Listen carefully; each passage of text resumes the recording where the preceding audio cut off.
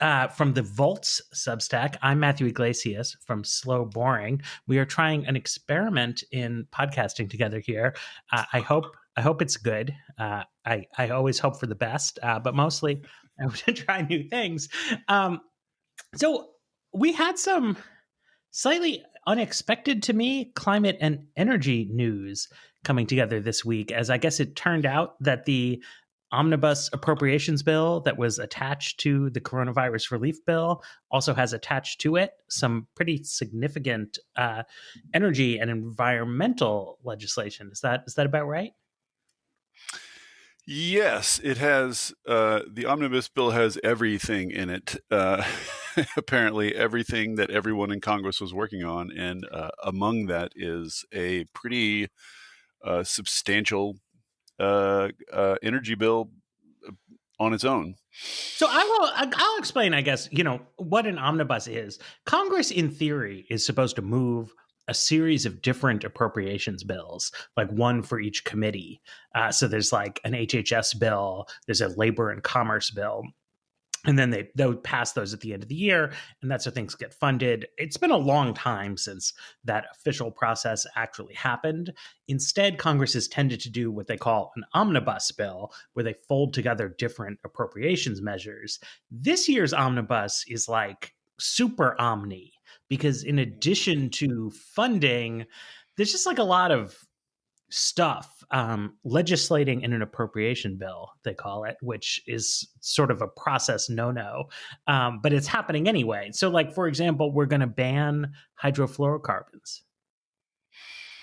Yeah, it's almost, I said this in my newsletter today, it's almost like beneath the dysfunction on the surface of Congress, the sort of partisan dysfunction that everybody's very familiar with, there's still processes going on in Congress. There are still committees meeting and gathering testimony and putting plans together. There's still sort of like the nuts and bolts and mechanics of legislating happening. It just never carries through to actual legislation. So, for instance, the energy bill in question, as I lay out today, this bill traces back. I think the original form of it was in 2015 when Maria Cantwell was the chair of the Senate E&R committee working with Murkowski. And so there was a version introduced in 2015. And this is like bipartisan energy legislation that like both sides have been working on in committees in both the House and Senate. And they get it all ready to go. And, it gets voted through both committees. And it's like it could pass if it ever got to a vote. It just never gets to a vote. So because McConnell is terrible. So the first version was introduced in 2015. Then there's another version in 2017. In this latest version, now Joe Manchin is ranking member on the Senate E&R committee and Murkowski's chair. And so now they have a version of this same bill that they've been working on all year. And same thing happened this year. Like, it got approved. Everybody signed on to it. Everybody liked it. It was ready to go, but it just never came to a vote. These things just don't ever come to votes. So the point being, that's over 5 years of accumulated deal making that's been going on in the bowels of Congress. That's all ready. So it just all got dumped into this omnibus bill, which is really an insane way to run a railroad. It's an insane way to do things. I mean, it's insane in that no one can possibly review all this stuff, but at least in terms of the energy portions, this stuff has been hashed out to a fare thee well over a long time. So, well, and I think that's an important point, because some people will be like, 6,000 pages, nobody can read that, and of course they can't. And they have like a day to review this before they have to decide on the vote. But it is important. 2 hours the House got, I think. Right, but all of these 6,000 pages, right? They're copy and pasted from other things that have been worked on. So at least we assume and think, right? I mean, probably. I mean, it'll come out. I think they mostly have. So, like, this energy thing, though, to your point, right? At least the energy committee committees had been working on this legislation across multiple iterations, literally for years. So you were being asked, I think, to an extent, as a backbench House member, to defer to some of your colleagues, but it's Yes. genuinely not like Nancy Pelosi and Mitch McConnell just did this all overnight. But it is sprung on the public, right? So this is, I've decided I'm going to call this secret Congress. And it's that the members of Congress try to get you to pay attention to their weird shit posting against each other. And they often, when they are actually doing something, try to not get you to pay a lot of attention to it. Like, at no point during this process was Joe Manchin like on Twitter, like owning his enemies and talking about how he was going to get this Yeah. energy bill done, right? Like that's not how it works, right? Like all the stuff you see in Congress, like the visible Congress, that's like where the legislating is not happening, right? That's like Yeah, people the fighting with visible each other. Congress, the incentives for the visible Congress are entirely inscribed by media, by right-wing media. They have to be seen, battling with no quarter. But you know, meanwhile, the country goes on, life goes on, and there's real need for legislation, like for Republicans too. It's just not the case that that all Republicans are like McConnell and they're just content to not legislate anymore just to make the Senate into a judge approving mechanism. Like there are still they have constituencies, and those constituencies have needs, and there are problems in the country. Like there are things out there going on that need work, and that's true even for Republicans. So as you say, this sort of like secret Congress behind the scenes has been doing some very old-fashioned, just sort of like horse trading. Like, we need all this, you need all this, here's what we can live with, here's what you can live with. And you end up with this bill, this energy bill that's tucked away inside this larger thing, is really a true artifact of that secret Congress, a true artifact of sort of old school.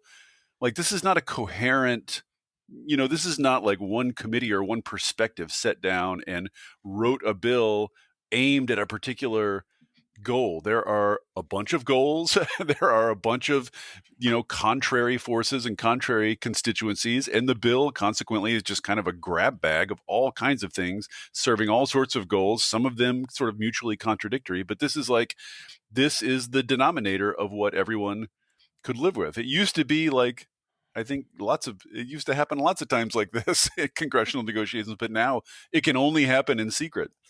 Well, and it's fitting for this time of year because this is what the congressional old timers call a Christmas tree, which is Right. a piece of legislation is moving with enough momentum that it becomes a good opportunity to hang your different ideas onto it, and that's a lot of what is going on here, right? So, I mean, when progressive people think about climate change, especially these days, right, the thinking often starts with a target, right? And it sort of Mm. all goes backwards from like the IPCC says we should aim for 1.5 degrees of warming, and then you like back out the calendar, the US role, right? So you're going all down, down, down, down from a target, and then you derive sort of specifics from that. This legislation is not that at all, right? Like it's the opposite of that. It is a bunch of components that people wanted, right? So like there's been a wind and solar production tax credit for a while. It's scheduled to expire. Obviously, the companies that benefit from that want it to be extended. Environmentalists generally agree with them that it should be extended. So like that's in there, right? Yeah, But these are all there's no like headline. Here's what we're doing. It's like here's the provision, no.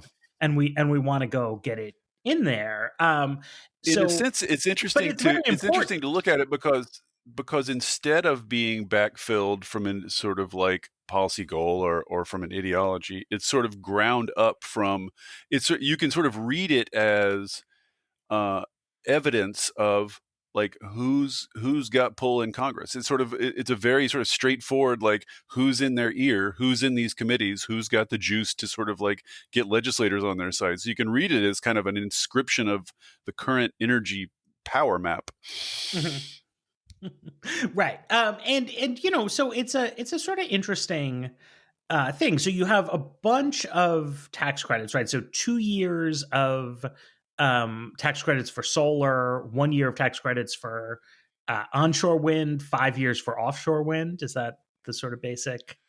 Yeah, actually, let's back up a little bit. I want to do Yeah. the two sort of headline items. As you say, this is mostly all sort of like subheads, but insofar as there are a couple of headline items, one is the thing on HFCs, as you say, hydrofluorocarbons, used in refrigerants and air conditioners and such like, are extremely potent short-term greenhouse gases. There's this international, the Montreal Protocol that famously sort of cured the ozone hole in popular mythology. There's an amendment to the Montreal Protocol called the Kigali Amendment that's about HFCs, about phasing them down. A bunch of countries have signed on. The U.S. has been dithering for years about it, and So so like what this Obama was amounts going to to is do the U.S. this, right? And Yes, then it's and been a then it need. It's been a no-brainer. I mean, such a no-brainer. No one's really against it. It's just been used as a chess piece to sort of leverage other things, and that's why it's been put off and put off. But so we're going to reduce HFCs by 85% in 15 years, and if, according to the sort of expert calculations, if everyone who's signed on to the Montreal Protocol does this, that alone will prevent a half degree Celsius of warming, which is enormous. Like, That's you a lot. will look in vain for any other single policy that does that much. So it's just worth saying, it's worth highlighting here and spending a second just saying, if there was nothing else in this bill but the HFC thing, it would be it would be one of the biggest climate policy stories of the year. Like, in my mind, the HFC thing justifies a lot of the other little turds you find floating in this I bill. mean, Like, the HFC thing justifies a lot. this is one of these elements of secret Congress, that's odd, right? Which is that if somebody had said in March, stood on the floor and said, "Here, Mr. Speaker, is my legislation to phase out hydrofluorocarbons in the United States," like, A, it wouldn't have gone anywhere. B, if it had gone somewhere, it would have just gotten picked apart, right? Like, it just, like, it would have been a thing. It's like, oh, AOC, like, first she wants to take away her hamburgers, now she's taking away her precious hydrofluorocarbons. Because I don't know, it's like, that's politics, right? And if Trump had, for some reason, gotten like loudly in favor of it, there would have been some other weird backlash. Like, but instead now it's folded in. The right way to put this. You know how people used to, you remember these old arguments during Obama. People would say, like, if Obama would just like come out and give the right speech in favor of X or Y, Right. like he could push it over the top. And then all these people push back saying, look, the actual political science research shows that if the president weighs in and takes a side, that has the effect of polarizing it and reducing support. I think what's happened is that principle has just now basically been extended to cover everyone. Any politician Right. who takes a public stand on an issue de facto polarizes it. So the only way to have a bipartisan agreement on an issue and have it actually pass is to do it almost entirely in secret and just slip it by like this. Yes, It's for nobody diseased to as a talk about way it. of doing democracy. But But then it's weird because it's like, so like, this is one provision of an energy bill, that's just one thing going on in an omnibus that is also attached to COVID relief. So people aren't going to pay attention. But as you say, zero point 0.5 degrees of warming is an incredible amount of warming. Like, that's a yeah, really big it's amazing. deal. And I was also, I was reading in some more just Congress focused precincts, the inspiring story of how this happened is that evil American chemical companies are the ones who make the alternative, less destructive chemicals. And so they have been lobbying for years to get these things banned. And they brought, I think, 12 Republicans on board for legislation to ban HFCs, but they didn't have the juice to like get this done. Right. Like, they had the juice to get people to agree that it should be done, but to like actually get it done, it just wasn't there. And so it eventually gained momentum by combining with 80 million other things. But there is an important lesson in there, which is that almost everything, there's like, you can find somebody who's making money off of it. And to be clear, like, this is good, right? Like, it's not just a giveaway to the evil Yeah. chemical companies, but it's But not a but another way giveaway to to look the at it evil is chemical companies. it's got virtuous effects. It's good for the American economy because it helps American businesses who have fully developed alternatives to these bad chemicals. So there's no really the cost's not going to go up. There's no one who loses. It's just like all winners and no losers. And even in that context, like literally, even a bill with all positive effects and no negative effects, and it's like a climate win, et cetera, even that can't get done in today's Congress. So that's the other way of looking at it, is just like, if you can't do this, right, you really can't do anything. Like, if that can't pass as a standalone bill, it's just like nothing's virtuous enough Such a to downer. pass. But Okay, so let what me what go to else the is in here? second. Yeah. Yeah, the second headline is the tax credits. So, for a long time, clean energy industries in the U.S. have been dependent on, helped by these tax credits, and there's a bunch of them, and so it's sort of a little bit interesting to look at which one, and they're constantly they're constantly about to sunset, and then at the last minute, Congress rides in and extends them like 1 or 2 more years, and then 1 or 2 years later, there's another.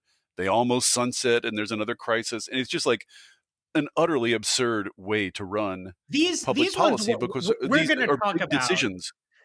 This is a subset of a larger set of things that are called the business tax extenders, and they're so we're going to talk about the energy ones because that's what's in the bill.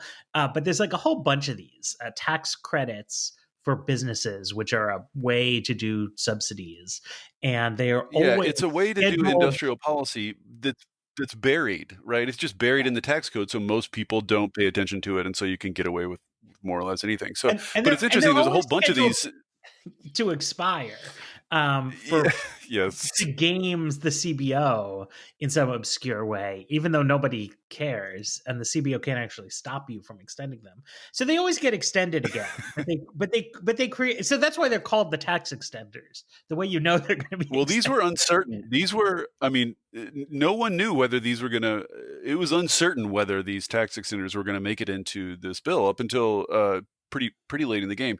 And there's a bunch of these tax extenders, and it's kind of interesting to see which ones got how much extended and which ones didn't. So, like Yeah. So who ITC, who which who mostly made used it? by solar, right? The ITC, mostly used by solar, got 1 more year because it had actually been bumped a year ago. And then the PTC, the production tax credit, which is mostly used by wind, got bumped for 2 years. Is there a Then there's this reason that special. one is mostly wind and one is mostly solar? Solar is mostly about capital investment, and the production tax credit pays you for production of power, and wind is more steadily and produces more power. There's nothing preventing the one from indulging in the other, but that's just how it usually works out. But this offshore wind credit got 5 years for reasons that are mysterious to everyone. I mean, it's great. Like, offshore wind is great, and I think offshore wind is something that's sort of like slightly safe bipartisan ground these days. I think everybody kind of loves everybody.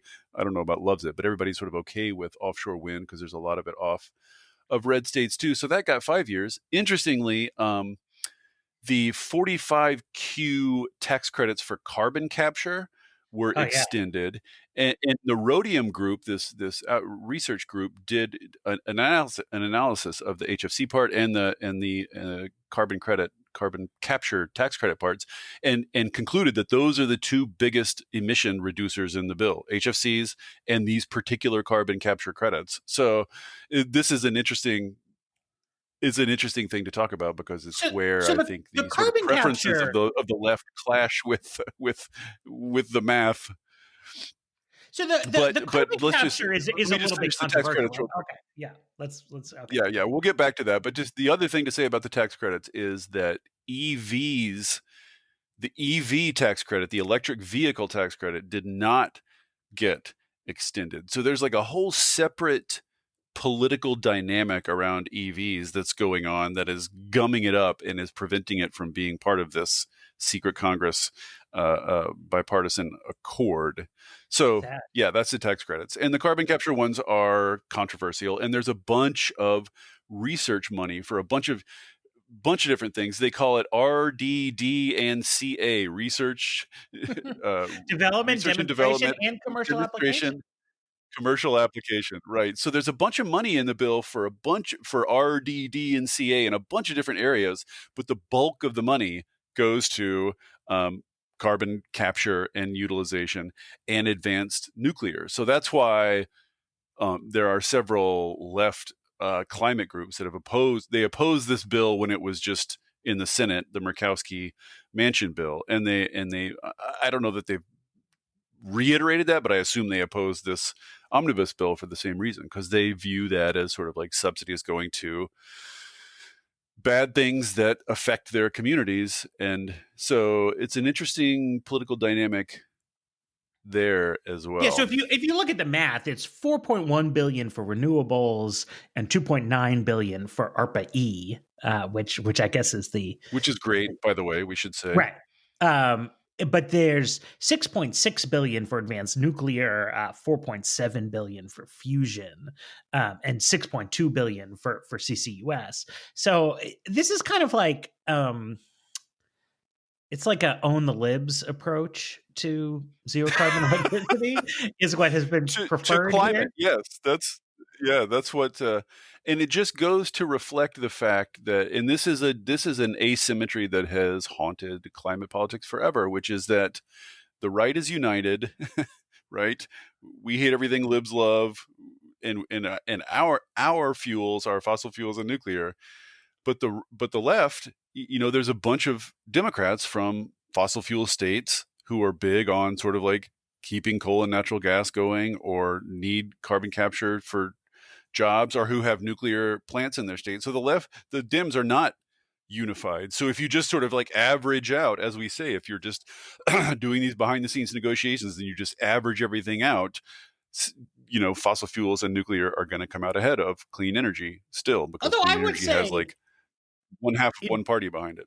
in defense of this prioritization, though, right? I mean, solar at this point is a fairly mature technology, actually, and the tax credits, mean that it will continue to be profitable to do solar deployments. So I mean, it's not like this bill is like the death knell for clean energy growth, right? I mean, you would expect it No, to in fact and money for continue quite renewables is good. robustly. Like Um, you know, $4.1 billion is nothing to sniff at. I mean, people have a lot of strong feelings about whether or not money spent on advanced nuclear research will ever amount to anything.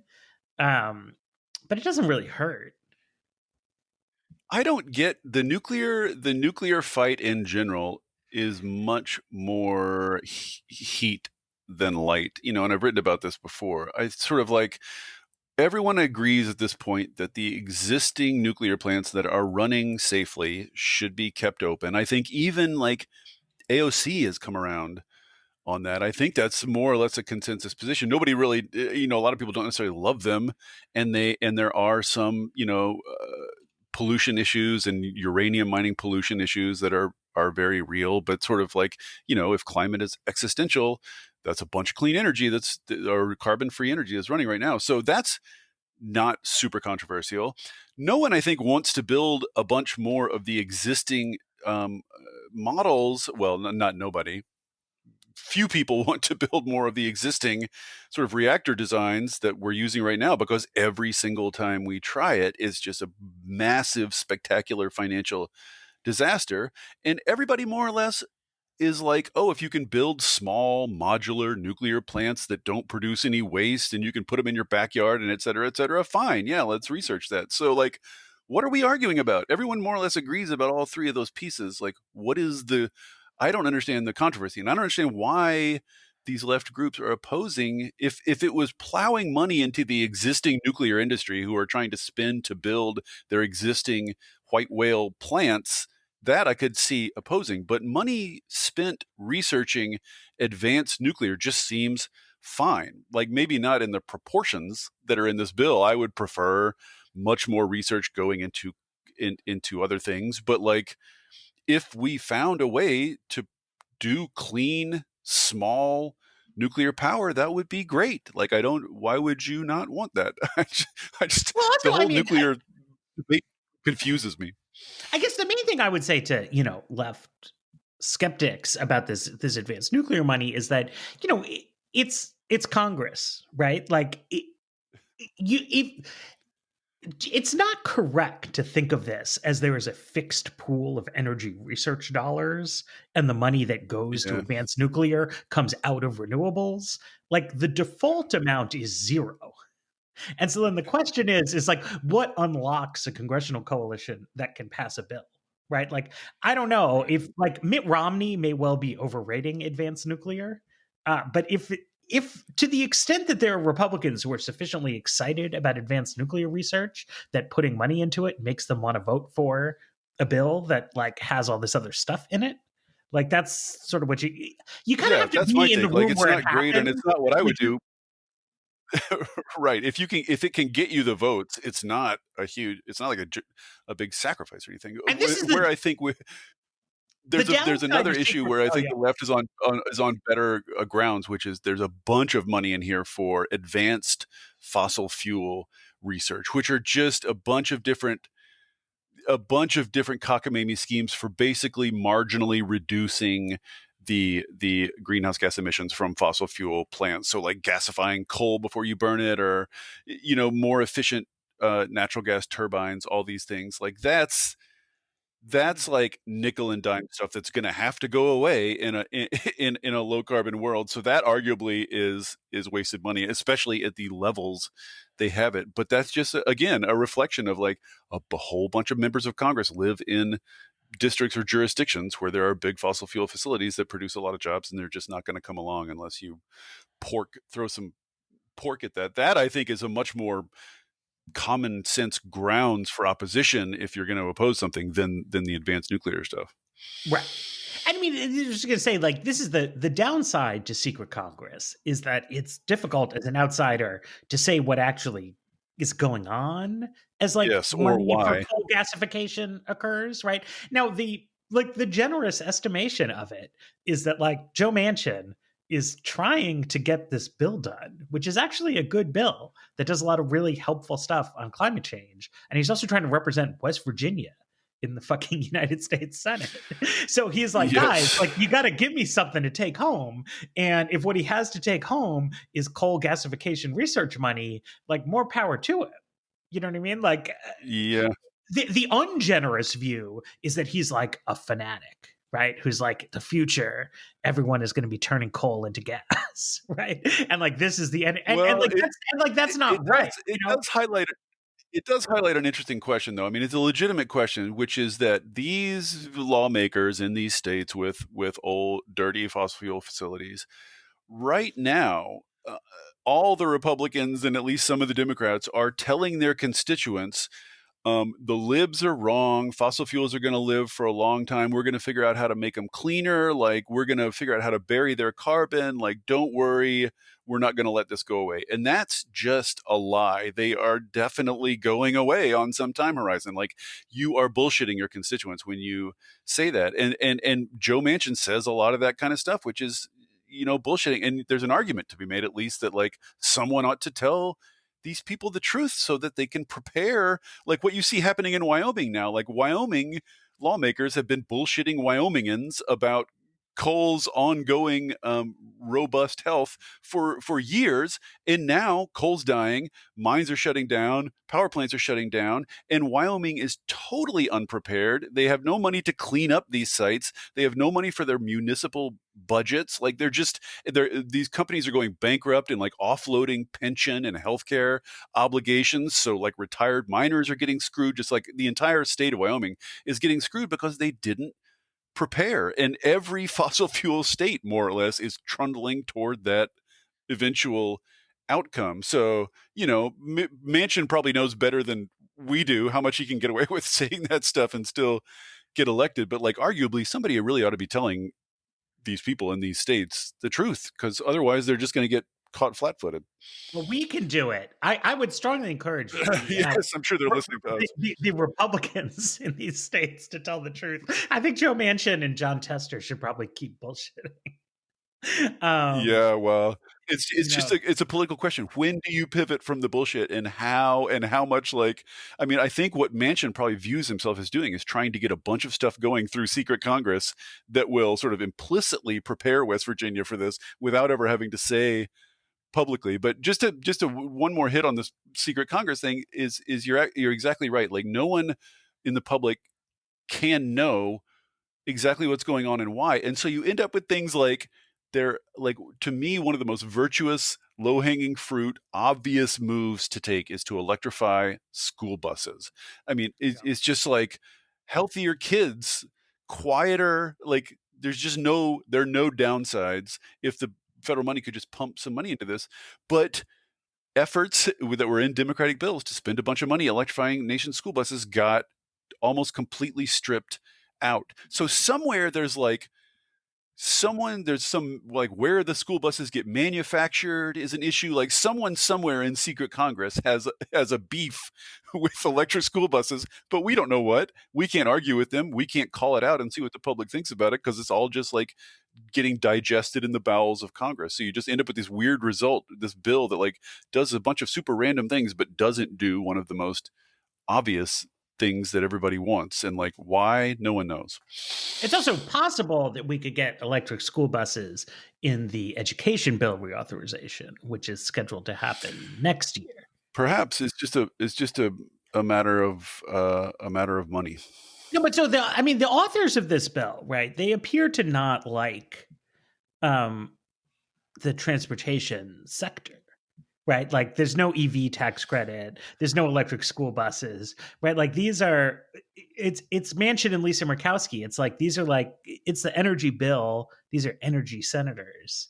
And even though, you, as a logical person who understands how the different parts of the energy system connect, see that, transferring personal transportation off of liquid fuels onto electricity is an important part of energy policy. It doesn't seem to be of interest to the authors of this I don't legislation. know if it's as much of a policy thing. I don't know if it's as much as like they don't get the policy as there are dynamics around the transition from ICE vehicles to AVs that are too complicated and fraught to make it through secret Congress. Basically, like, the oil companies hate it. The unions don't necessarily like it because the fact is there aren't as many jobs building EVs, and crucially, like, once EVs are built, they require much less maintenance. So there's just fewer jobs in the whole sort of auto supply chain. And plus, there's this question of, if you're building EV infrastructure, is that like publicly owned? Is it public private? Is it fast charging? Is it normal charging? Do you do it along highway corridors? Like, there is some money in the bill for EV fast chargers along highway corridors, which is sort of like the way you think about it if you don't know anything about the EV sector. You're like, oh, we just need to replace gas stations for long trips, but that's not really like how EVs get used. So there's just like, I think that issue is just not like cooked up enough to be a matter of consensus in secret Congress. That's going to kind of have to get hashed out The more union thing publicly. seems important, though, because, as you were saying, right? It's like, for Democrats to get stuff into a secret Congress process, they have to really want it, right? Like, you know, uh, that's a necessary but not sufficient condition. And, so like Tesla, right, is the most famous EV company, I think the most successful one. They, I believe, are not using union auto workers in the Midwest. And so, while, if you ask Gary Peters or whomever about electric vehicles, he's all for it, right? Like, we're gonna build them here, and it's gonna be amazing. But, like, in a practical sense, right? Like, American union auto plants are churning out a lot of Ford F-150s, and it's like, not. I mean, every car company in the world like thinks that they will be making and selling electric vehicles in the future, but they have very different levels of enthusiasm about that Yes, future and Ford versus in terror. particular is terrible. Right. Ford in So particular is particularly bad on this, and we should. As long as we're discussing unions, another big piece that's worth discussing in this is in the original Democratic versions of this bill, there were Davis-Bacon provisions covering all the spending in the bill, which means that in order to receive these monies, any of these monies, your project has to pay prevailing wages. yeah. And that was obviously pro union and very supported by unions. Republicans threw a fit about that, and House Republicans basically just said, absolutely not. We're not voting for a bill that has that in there. So that's one of the red lines for Republicans. So what happened instead is you have Davis-Bacon protections on a kind of subset of the spending, which is not bad. It's solar and wind and the carbon capture research. So those jobs are going to be good. But then I see like unions coming out furious about this and blaming lawmakers in Washington, blaming the process, the stupid process in Washington. It just is like, once again, maddening to me. And this, and the way everything's maddening to me is like, dudes, one of the parties hates you and strips your Well, shit out. And like, sure, you can critique the Dems on how hard they fight for it and how much they get in, and like, sure, critique the Dems, but can we at least like keep our focus on the people who hate you and are fighting everything you want to do? I How mean, is the it building helping you to just condemn Washington? I mean, there's a fascinating thing. Part of the Trump era political shift is that the building trade unions, who have always been more conservative than Oh, they're almost any terrible. other union, um, they have become very conservative on a rank and file level. Their leadership is substantially less conservative than the members, because the leadership is aware that if Republicans had absolute power, they would just like get rid of labor unions as institutions.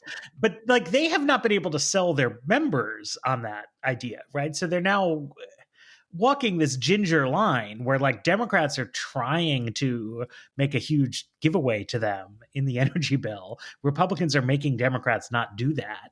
And then the union leaders are complaining sort of ineffectually, because they, I think, feel insecure. Like, I don't think they believe that if they went to their own members and were like, look, Donald Trump, who you love, is fucking us. Like, I don't think they think that they would be believed, right? I don't think they think that their members would choose them over Yes, this Trump. goes to show that unions have become a thinner identity than partisan identity. Like everything else. Like literally everything else. Partisan identity is the sort of stacked ultimate mega identity. And if your identity as a union member contradicts that, it's just not powerful enough to overrule the rest of it, which And then is, Democrats, contemporary Democrats these days on a policy level are like very bought in, right? Like they did fight for these Davis Bacon provisions. It's in Biden's plan. It's in any like Democratic plan I've seen, from like the loopiest version of a Green New Deal to the most centrist, environmental policy. Everyone's yeah. like, yeah, like we got those good union jobs, but like today's Democratic people don't have a lot of like natural affinity, I think, with the kind of people who do these construction jobs, right? Like it doesn't align. And so like you can tell people like this is what the policy is, like this is what your partisan identity ought to be, but like nobody Right. nobody believes it, on that Well, kind of this is level. this is interesting. This actually hooks into a broader point I have been wanting to make about the Green New Deal, and it's germane to this bill, I think, too, which is that on the sort of spirit of the Green New Deal, there is no official Green New Deal as a policy. There's just this resolution, and then a bunch of different policy plans from different areas. But sort of the spirit of the Green New Deal is we need to unify all of the factions of the left if we're going to have the power to overcome the right, basically. And that includes these union guys. It includes a lot of sort of, and like service workers and like all these constituencies that were not traditionally necessarily aligned with sort of lefty environmentalists. And so on a policy level, like on a sort of big spiritual sort of overall level, this ought to be immensely attractive to rural people. Like there's a shitload of focus on rural redevelopment and like saving farmers and like saving and finding work for unions and making more work for unions and unionizing all the work of the clean energy economy. And just like on policy and substantive levels, this ought to be bringing together this broad array of constituencies. The problem is, as we know, politics is not really about the substance, and it's not really about like the reality of the policies. And it's basically the Green New Deal has been talked about by and owned by a faction of the green kind of socialist left. And naturally, they talk about it in a way that appeals to people like them. They talk about the aspects of it that appeal to them, the sort of grandiose reductions and, you know, saving the world from this and making more justice, you know, for beleaguered communities on the front lines, all this kind of stuff that appeals to green lefties, which is fine. But like, there's nobody talking about the substance of the Green New Deal in a way that will, you know, who is from these communities they're trying to reach, and in a way that will resonate with these communities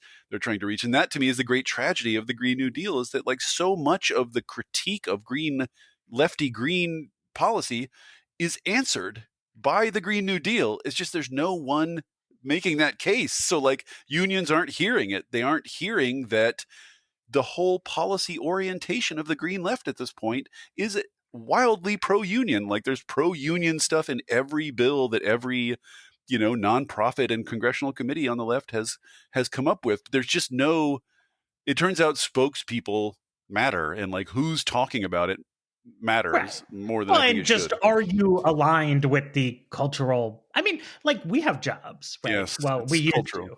We used to have jobs. You know, you just like a person with the jobs, a political and personal identity is not necessarily 100% bound up with like what is best for them, you know, in a dollars and Totally. cents kind of way. People have Totally. cultural attitudes and cultural values, and the people, you know, like the people who run the Twitter accounts for environmental groups, um, just like don't have necessarily that much in common, culturally speaking, with the people who do construction jobs in the United States of America, which is not a policy conversation like at all. But you know, Yes. it matters Yes. politically, right? You know, And it's who's what. hard. That's really hard. Like it's almost the easier part to accommodate the policy and substantive needs of these communities. Like I think that's been done. It's turns out to just be much harder to find good spokespeople who are embedded in those communities and can speak, you know, coherently and eloquently about why something like the Green New Deal is good for those communities. Like you can blame, I think, you know, the Sunrise Movement and AOC and all these, you can blame them for not doing more advanced work to try to find those spokespeople. I think they probably should have, and probably think they should have, but it's not easy to do. And it's not clear that it would necessarily be successful if you tried. It's just, that's Well, really hard.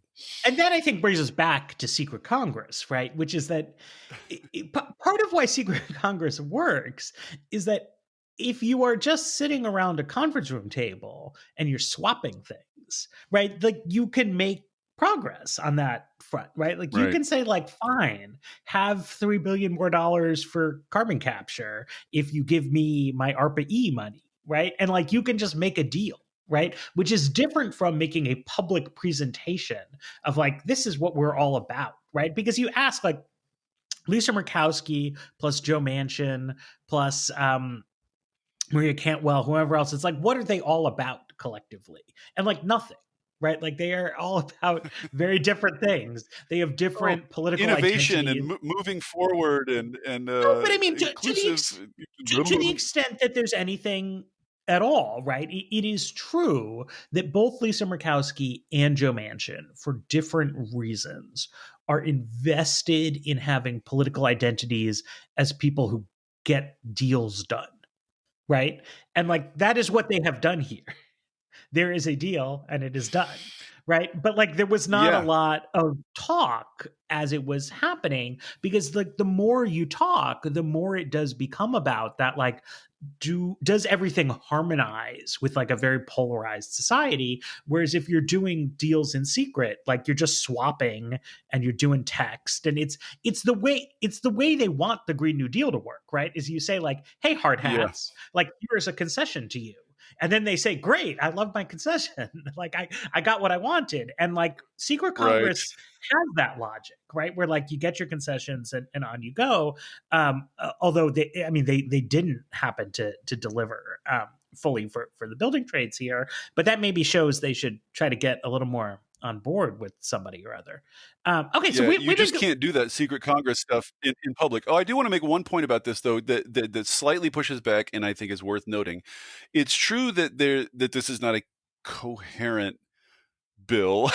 It's true that it's not all sort of harmonized around one or a couple of aims. However, it is worth noticing that there are, 70 senators put their priorities in this bill and more or less signed off on it.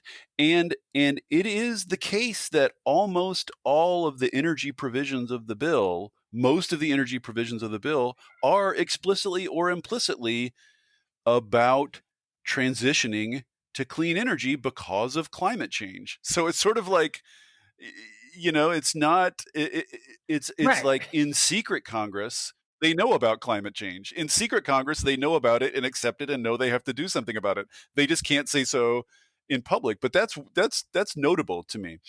Right. I mean, so it's you've got a couple dozen Republican senators who will vote for a bill that does all the stuff we talked about. It's also got there's hydroelectric upgrades. There's stuff about making it easier to do renewables So many on public things. land. There's geothermal. There's a bunch of grid stuff. I don't understand the grid, but it's important. There's this FERC thing you wrote about. I mean, this is like super in the weeds, right? But they are going to let FERC hire technical experts on a higher pay scale than the normal civil service pay scale. And that's like, it's not the biggest deal in the world, but it is so easy to demagogue. Like they want higher pay for government bureaucrats. They're Yeah, like, right.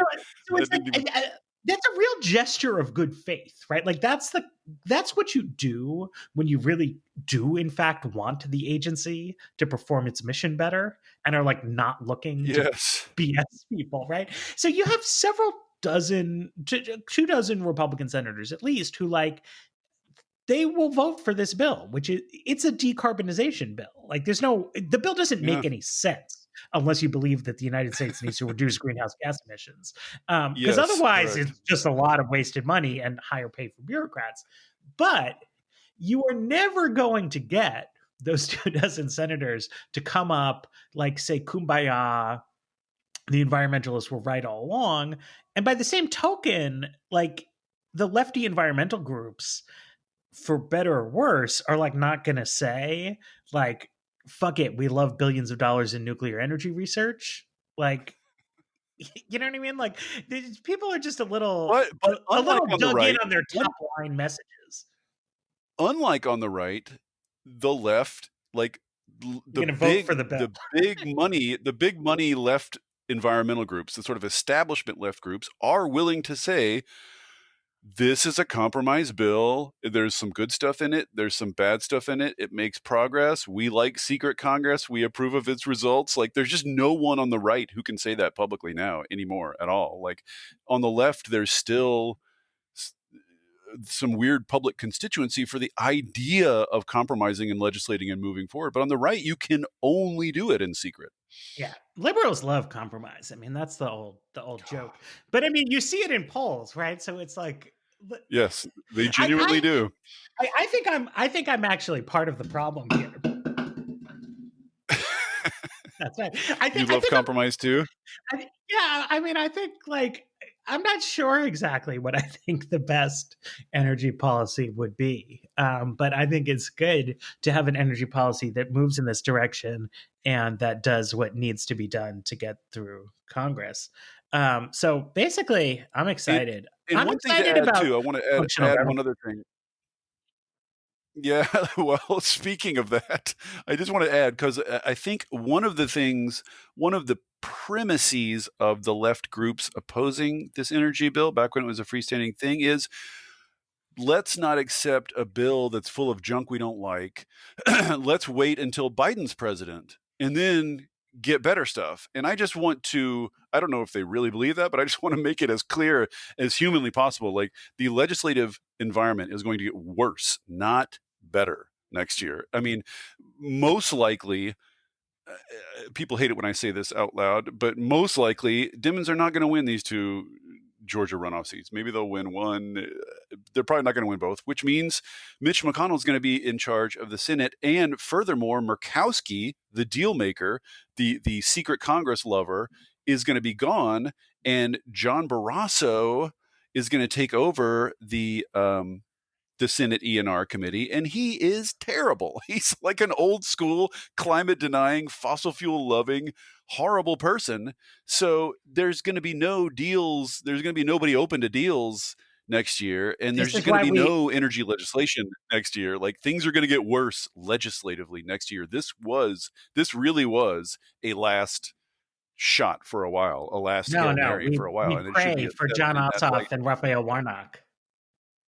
They're going to Sure. deliver us. Okay. They're going to deliver us, Dave. Okay, I'll pray. Okay. But even if we have 50, like even if we have 50, like still you have the filibuster, which Manchin loves and wants Oh, to sure. keep. So you We're got gonna what, a extend, reconciliation bill? we're going to extend the tax credits in a reconciliation bill. We're going to make them bigger. We're going to make them awesome. It's going to be great.